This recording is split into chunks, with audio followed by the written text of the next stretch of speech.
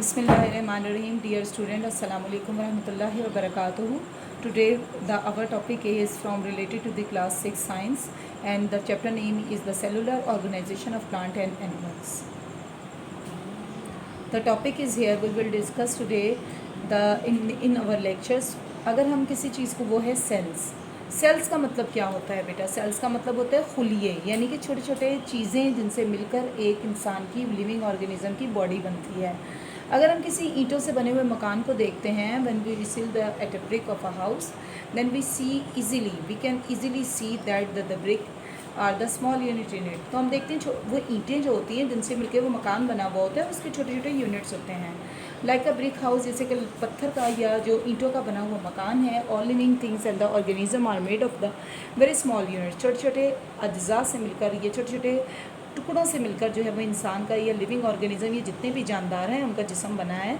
इस चैप्टर में हम इसको डिस्कस करेंगे about these small units called of the living organisms. इन जानदार लिविंग ऑर्गेनिज्म, जानदार यानी जानदार अशिया जो हैं जिनमें इंसान, जानवर, परिंदे, पौधे, ये सब चीज़ें शामिल हैं। इसके बारे में हम आज पढ़ेंगे कि किससे मिलकर बनते हैं और वो क्या चीज़ कहलाती है। सेल्स का मतलब होता है बेटा खुलिए। All living organism are made of cells. तमाम जानदार चीज़ें जो हैं, चाहे उनमें जानवर हैं, इंसान हैं, परिंदे हैं, दरख्त हैं, फूल हैं, कोई भी चीज़ है, वो सब लिविंग में आ जाती है। यानी कि जो चीज़ ग्रो करती है, मूव करती है, सांस लेती है, ब्रीथ का प्रोसेस होता है, वो सब के सब लिविंग ऑर्गेनिजम्स कहलाते हैं। All cell, a cell is a basic. अब इसकी डेफिनेशन आएगी बेटा। A cell is a basic unit of the structure and the function of all living organisms. Basic बुनियादी जुज़ है हर एक चीज़ की साख्त का, उसके काम का। जितने भी जानदार अशिया हैं उनमें सेल जो है वो हमारा बुनियादी जुज़ है। Plants and animals are made of the trillions and the millions and the trillions of the cells. करोड़ों लाखों जो है वो सेल से मिलकर एक जानदार पौधा या जानवर का जिस्म बना है। So living organism consist of only one cell. सिर्फ एक मुश्तमिल, जो एक खुलिये पर या एक सेल पे मुश्तमिल होते हैं वो बेटा। इसकी एक आम सी मिसाल जो है वो है बैक्टीरिया। और बैक्टीरिया आपको मालूम है जरासीम का नाम है, जो कि हमारे जिस्म में भी होते हैं और जिससे हम बीमार भी हो जाते हैं। Living organism consist only on the one cell. One cell का मतलब है कि वो सिर्फ एक सेल से मिलके बनते हैं। इसे यूनिसेलुलर भी कहा जाता है। Cells are the different in the size, shapes and the function. Cells ना सिर्फ शक्ल, हुजूम, साइज़ यानी उसकी जो हुजूम है, उसकी जो जिसामत है और उसकी जो शक्ल सूरत है और उसके जो काम है, उनके लिहाज से हर एक अलग अलग काम अंजाम देता है। अब देखिए इस डायग्राम में आप देख रहे होंगे कि डिफरेंट फंक्शन जो हैं वो पार्ट ऑफ बॉडी में दिखाए गए हैं, जो कि परफॉर्म करते हैं डिफरेंट फंक्शंस। सबसे पहले देखिए हमारे सर की तरफ इशारा किया गया है, जिसमें हमारे नर्व सेल्स होते हैं। दिमाग में हमारे न्यूरॉन्स मौजूद हैं और उनमें नर्व सेल्स पाए जाते हैं, जिससे वो मिलकर बनते हैं। और इसका काम क्या होता है? Conduct the messages. इसके बाद हमारे देखिए बेटा उन्होंने शोल्डर को दिखाया है, आप अपनी दूसरी साइड पे बुक पे देखिए, जो कि हमारे स्किन सेल्स कहलाते हैं।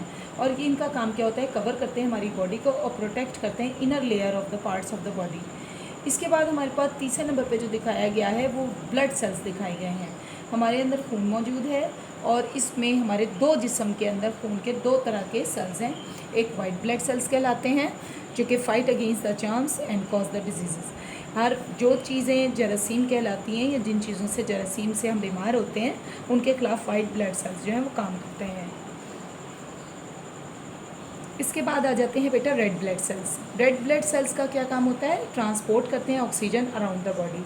हमारे जिस्म में हर चीज़ जो है वो सांस ले रही है, चाहे वो हमारे बाल हैं, हमारे नाखून हैं, हमारे दांत हैं, हमारे जिस्म का रुआ, जब तक हम जिंदा हैं वो सांस ले रही हैं चीज़ें।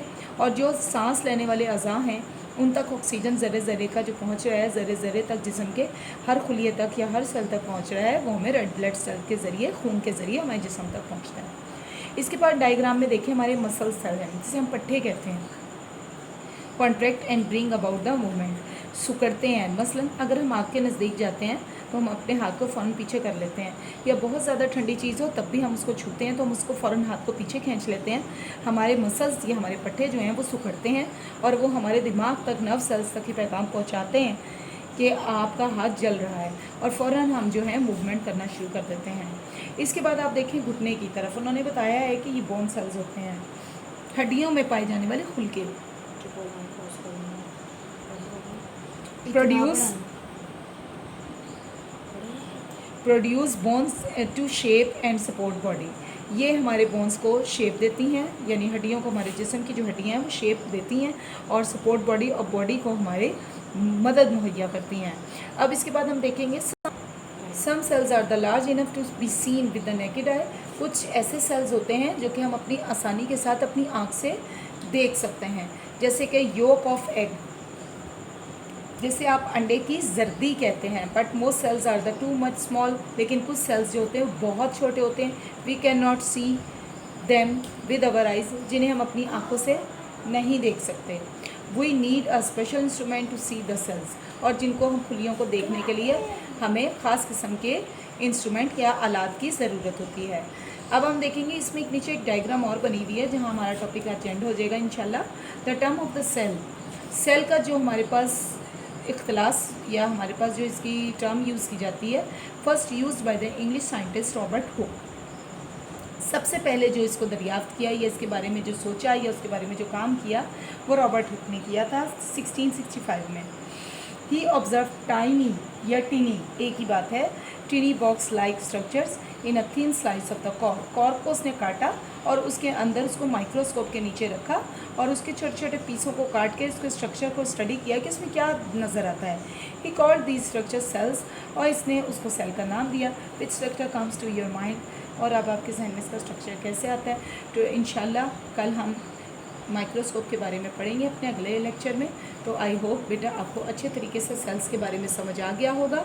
तो अब आपसे रिक्वेस्ट है कि आप मेरे चैनल को सब्सक्राइब करें और साथ में बेल आइकॉन का बटन भी प्रेस करें और लाइक भी ज़्यादा भेजें, ताकि हम अपने अगले लेक्चर में आसानी के साथ आपसे मुलाकात कर सकें। तब तक के लिए अल्लाह हाफ़िज़।